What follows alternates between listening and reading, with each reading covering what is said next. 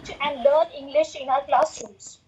So AI, digital tools, and this technology enhanced English language teaching. So when even in the classroom also, if we ask our students, when was the last time they have used the AI digital tools? So if it is perhaps every day, because AI digital tools have become a crucial part of our lives, like Google, YouTube, ChatGPT, Google Gemini, uh, an AI powered search tool while doing any assignments also.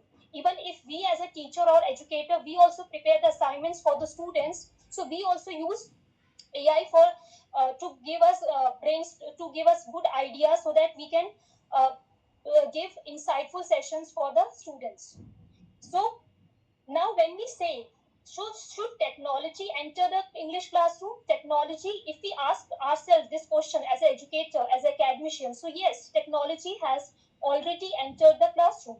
But most important question we need to understand as an academician is that how to use this technology. When we are talking about this artificial intelligence, we need to understand that how we have to use this technology intelligently, ethically, and pedagogically to improve the English language learning and teaching.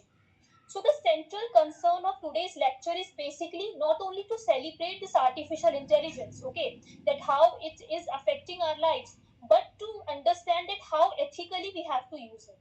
Okay, so when we say that this technology enhanced English language teaching, so it basically means to use the digital technology to support and enrich our teaching and learning process of English language. Okay, so it basically includes the following key points, that is learning management systems, digital classroom, like nowadays we have smart AI classrooms, smart enabled AI classrooms. Online dictionaries are available. We have e-books, electronic books we have. Language learning applications, digital assignments. We as a teacher or educator, we also prepare digital assignments for the students. We have collaborative writing platforms. For the creative writing process also, we have so many tools. We have so many platforms to write for writing blogs or anything. We have speech recognition systems, we have generative AI. So basically I will also discuss about that what this generative AI basically means in today's session.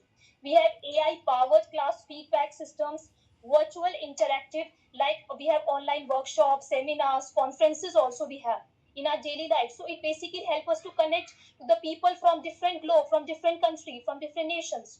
So in this way it has really helped us a lot if we talk about this AI.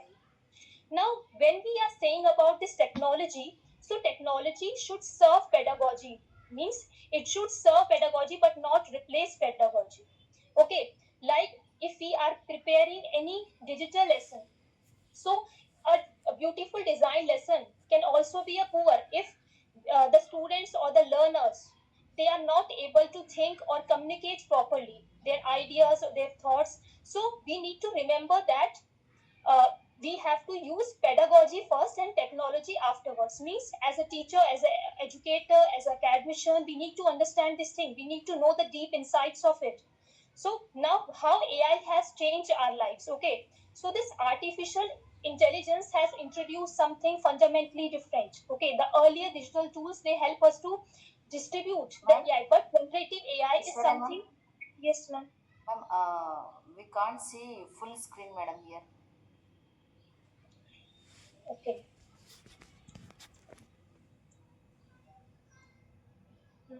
Yes, ma'am, I'm doing. Okay. I'm shifting it a little.